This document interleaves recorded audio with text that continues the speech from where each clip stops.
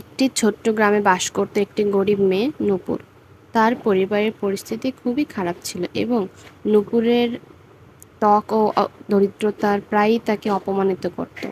গ্রামের ছেলেরা তার দিকে তুচ্ছ তাচ্ছিল্যপূর্ণ মন্তব্য ছুড়ত এবং তার বিয়ের সম্ভাবনা নিয়ে তার পরিবারের দুশ্চিন্তায় ছিল। কিন্তু একদিন এক মধ্যবিত্ত পরিবারের ছেলে রাজু নূপুরের সৎ প্রকৃতি এবং মনের সৌন্দর্যিতা দেখে তাকে বিয়ের প্রস্তাব দেয়।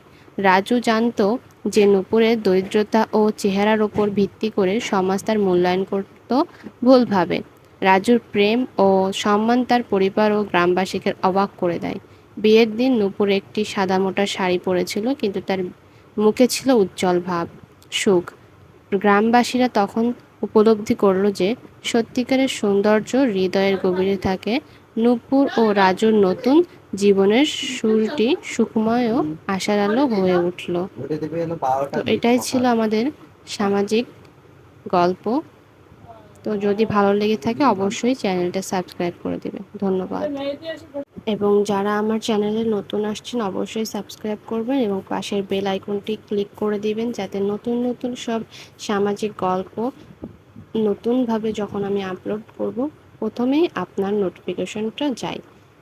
এবং যদি গল্পটা ভালো লেগে থাকে এই সম্পর্কে আপনার মতামত অবশ্যই কমেন্টের মাধ্যমে জানাবেন, তাহলে পরবর্তী গল্প আপলোড করতে আমার জন্য সুবিধা হবে। তো সবাই ভালো থাকবেন, ততক্ষণে সুস্থ থাকবেন। আল্লাহ হাফেজ। আসসালামু আলাইকুম।